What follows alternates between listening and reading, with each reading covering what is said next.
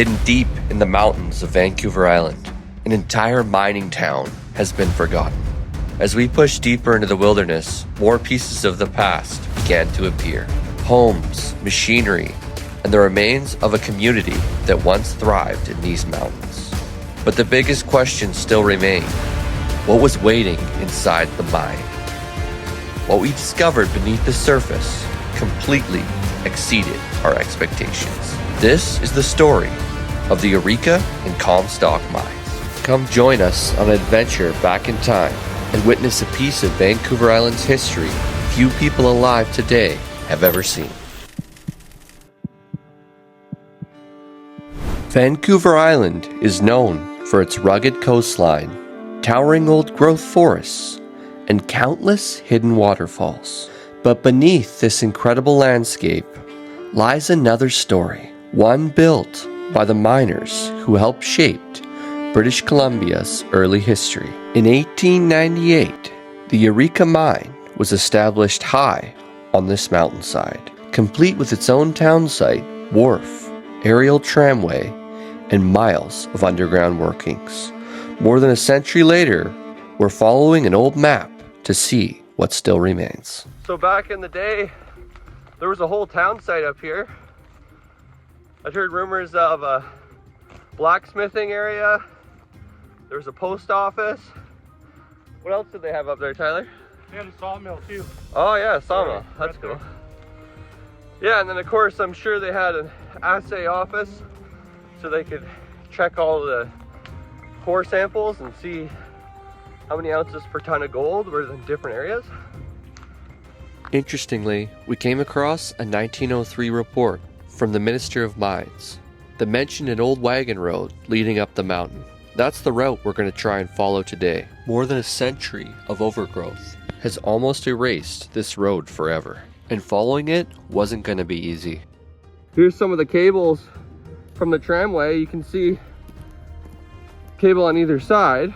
Usually what would happen is the full buckets would come down the mountain and the empty buckets would be coming up, and the weight of the full ones would actually pull up the empty ones on the tramway. So it's pretty cool to see that. It's all right here. Before trucks and helicopters, gravity-powered aerial trams revolutionized mining, and it's an innovation that can still be found today. Just over here, looks like an old bucket. That is really old. That's cool looking. It's definitely a steep go to get up here. There's actually an old cable here. That's interesting. It's actually three-phase. Guys, you gotta check this out. This is one of the craziest artifacts I think I've ever found on Vancouver Island. Look at that. There's a massive tram tower up there. That's really spectacular. Look at that thing. We gotta go check that out. It's hard to see it through the bush. We're gonna go take a closer look. But all you can see is steel. All the way up there would have been part of the tram. Little did we know, discovering this abandoned tram tower would set the stage for one of the greatest adventures we'd ever experienced.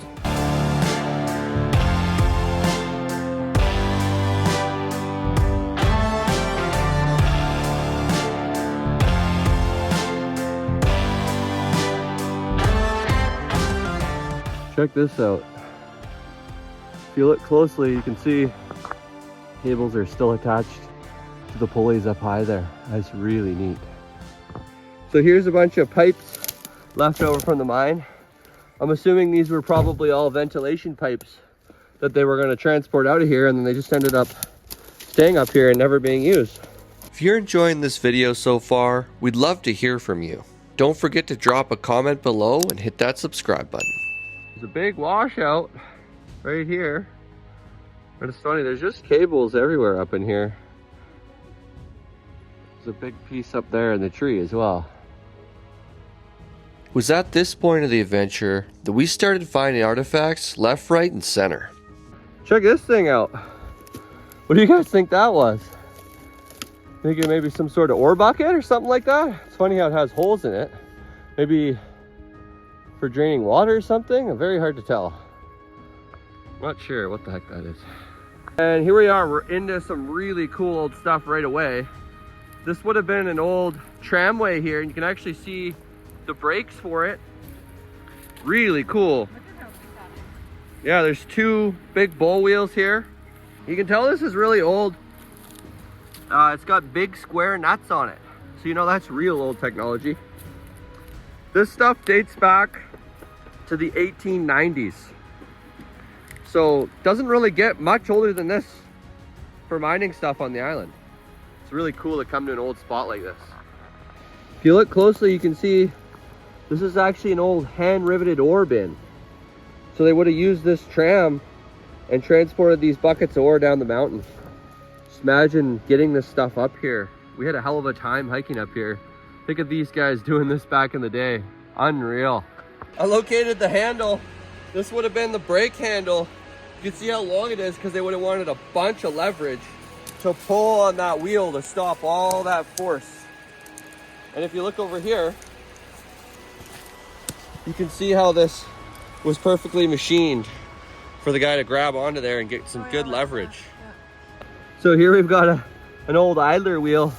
It's absolutely huge. You can look at the size of my hand compared to that. It's quite large. Here's some of the original narrow gauge rail track. There's the holes there for joining the sections together. But there's actually some full lengths here of track that's been left. Maybe they're planning on salvaging it and then just never got back to get it all. So right here would have been an adit into the mountain. There's not much left to see now. It's quite collapsed.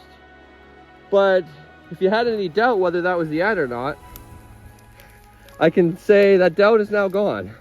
We have an old steel riveted ore cart right here. Look at that. This thing is beautiful. The wheels have been salvaged, unfortunately, but it's a really cool looking steel car.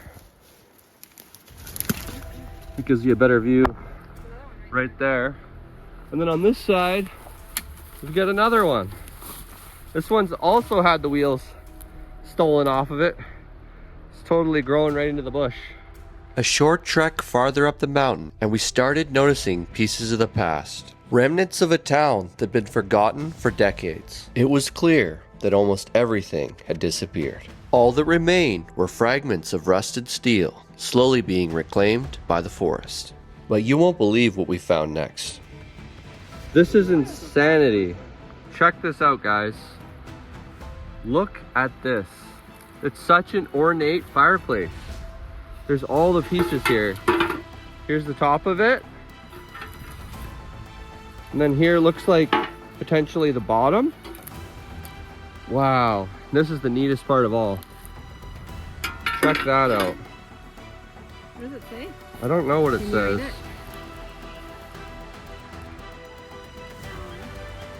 Wow. I've never seen anything like it. Beautiful. Do you know anything about this piece of history? Let us know in the comments below. This next discovery stopped us in our tracks.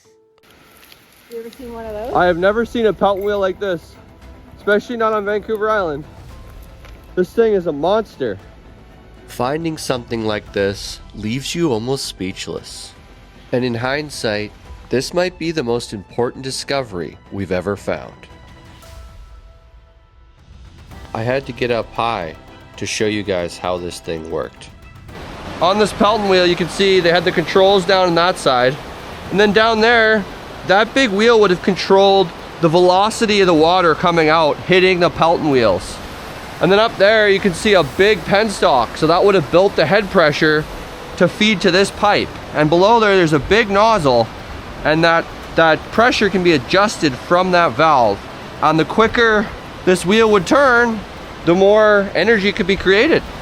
The Pelton wheel drove two dual compressors like this, and it was capable of running up to 10 pneumatic drills. There's no doubt that this was a massive operation. There's the nozzle that would have increased the velocity of this water. It would shoot and it would hit all of those Pelton cups on this Pelton wheel. Insanity. Just up here, you'll see this thing was made in two pieces, carried up here, probably by pack mules and winches. There's where it bolts together in the middle, and there's where it bolts together at the bottom. This thing is a monster.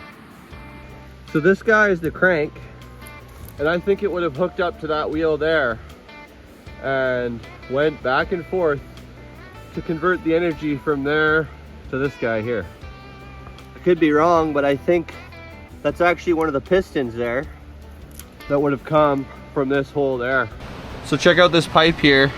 This is all hand riveted pipe, and this is all part of the penstock. And then on just above it here, there's a massive hand riveted steel tank. I believe this tank was a large receiver tank. This was used to increase the duration that the drills could be running inside the mines. This pipe held over 400 feet of head pressure, and that was enough to power the 10 drills that the miners needed.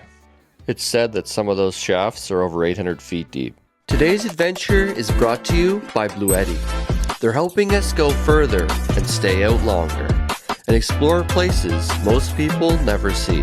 BLUETTI makes products we genuinely believe in. Let's show you why. Most of our explorations have been off-grid, and the Elite 10 has been a game changer. I love that, you know, we can be out in the bush all day and come back to the trailer. We're off-grid for the night, and we're able to charge all of the stuff so it's ready to go for tomorrow, because we're going to head back out. The Elite 10 packs serious power into a compact design. With 128 watt-hours of capacity, 200 watts of AC output, and a built-in UPS to keep your essential gear powered when you need it most. It's lightweight, versatile, and built to go wherever the adventure takes you. We'll put a link down below if anybody wants to check it out. It's an awesome product and we highly recommend it. Next, we regrouped and checked out our map. We knew we were getting close to the main mine, one that'd been worked since the 1890s. And judging by what we'd already found, this was shaping up to be the most incredible mine we'd ever explored. We pushed deeper into the forest, passing a massive waterfall, before stumbling across something completely unexpected. Look at that steam donkey, that's incredible. This would have been used for hauling cars up inclines, hauling ore and waste rock, and dragging heavy timbers and equipment through the rugged terrain here. Usually it was mounted on skids, and it could actually haul itself around the bush as well, to be used in different locations around the mine. This equipment was vital to this operation. Look at this, this is wild. So I think this would have attached to a bucket, and then right here, this is where they would have raised and lowered ore buckets from lower parts of the mine. There was actually a hand-operated winch that was raising the ore from the bottom to the top. That's really interesting. It's deep though, look. Wow, so we had a shaft going down right there. See, that bucket we just saw came down here. It's decent size, but that would have went down to lower levels, and we probably got a decent amount of ore out of that one. As we approached the mine, we slowed down. With water and collapsed sections ahead, we knew we had to be careful. But regardless of the risks, we had to uncover what history remained. I've never seen anything like it. Me neither. That's crazy. Yeah, I've never seen anything like it either. This is the oldest, craziest mine I've ever heard of on the island. That's still accessible. All right, Ethan's getting his hip waders on. He's going to Famous last words, isn't that what they say? attempt to get into this mine that looks extremely unsafe. So this is the Comstock mine. It's pretty old. And you know what's really neat? That timbering. This is square set. This is the oldest kind of way they used to build timbering in mines. See that square piece there? This is square set. So this mine is really old. It's way older than the Eureka. We cautiously entered the mine. The risks were everywhere. But having explored many mines before, we knew what to watch for. So yeah, just remember that this isn't gonna kill you or anything if this wood falls, but it's definitely wouldn't be comfy. Yeah. Right? See, it's very rotten. Yeah. Should have a rope tied on you in case you would drop down something. Well, it's definitely possible. Okay, right here doesn't look like any beams.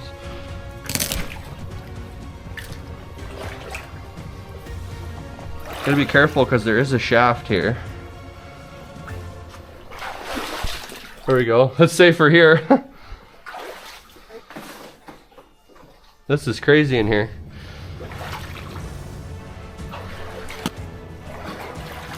So just below us is probably a wide open shaft. Wow, look at this, eh? So this right here would have been where they lowered the buckets of ore down. You can see there's big crank. There probably been a guy on each side. And right below us is an open shaft going right down, flooded, full of water. This is quite the cribbing they built. Okay, let's see if we can go further.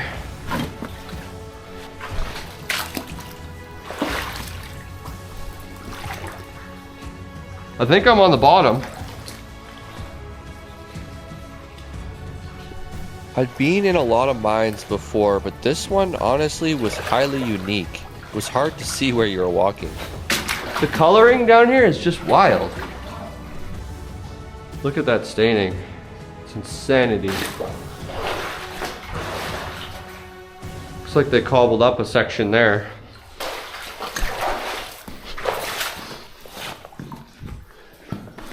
At this point, I'd explored everything on the left side, but there was still 2 areas left to explore.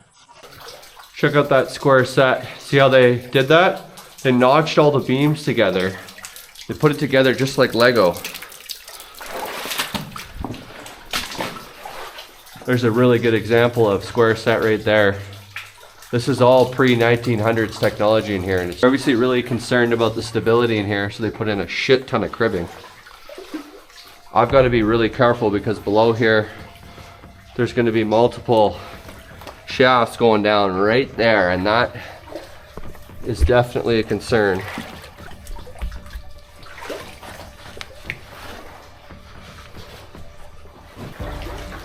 With every step, I ventured deeper into the mine, but there was no turning back now.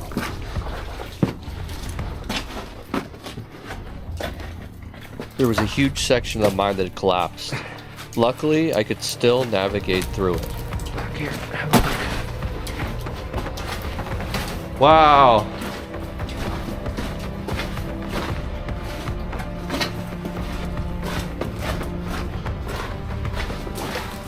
That's really flooded.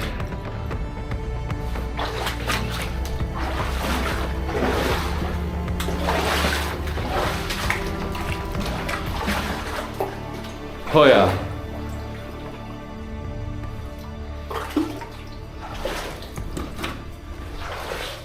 Keeps going. Just making it on the edge of this. Who knows what we're gonna find in here? This is crazy.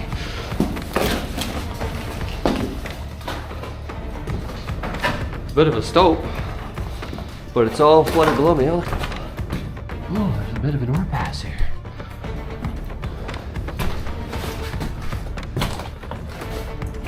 This is cool. There's an ore chute right here, and then she's very, very flooded. Oh wow, there's a ladder that goes down there.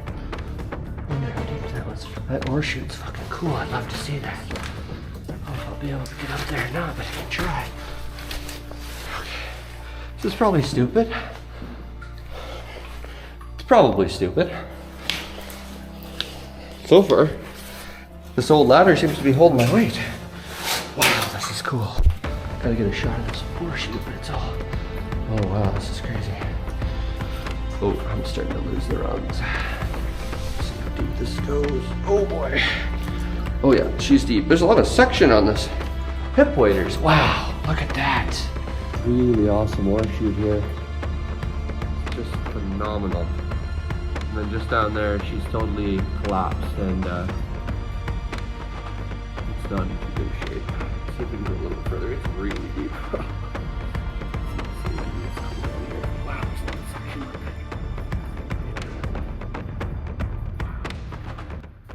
All right, let's hope I can make it back up this ladder in one piece. This is not good. I came from up there. All totally flooded down there. Oh boy.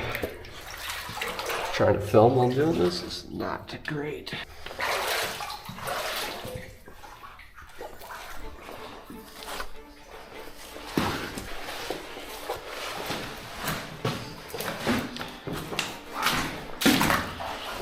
definitely a little sketchy in here.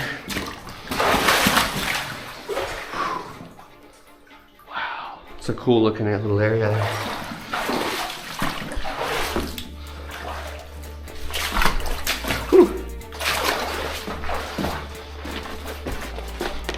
I headed back over the collapsed section. I knew there was still one other area I had to explore.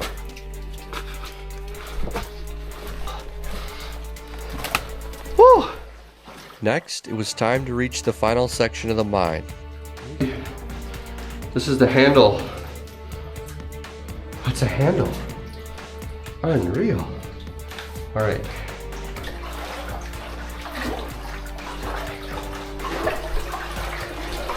This is where they ripped all the rails out. Looks like it's the end of it.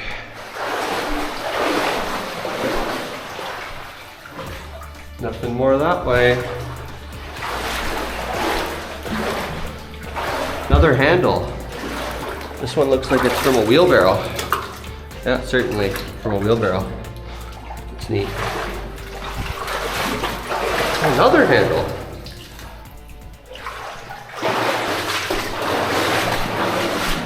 That's the end of it. Wow, they started to hit a vein there. Okay, let's get the hell out of here. After more than a century, we walked the same paths as the miners who came before us. We found pieces of their world hidden deep underground, and now their story can finally be remembered. If you enjoyed coming along on this adventure, don't forget to like and subscribe. It really helps us keep exploring places like this and share their stories with you. Thanks so much for watching, and we'll see you on the next one. Full of post-its in the ceiling of things I'd like to follow through, but I hold on. A visionary, sunlight shows an empty room.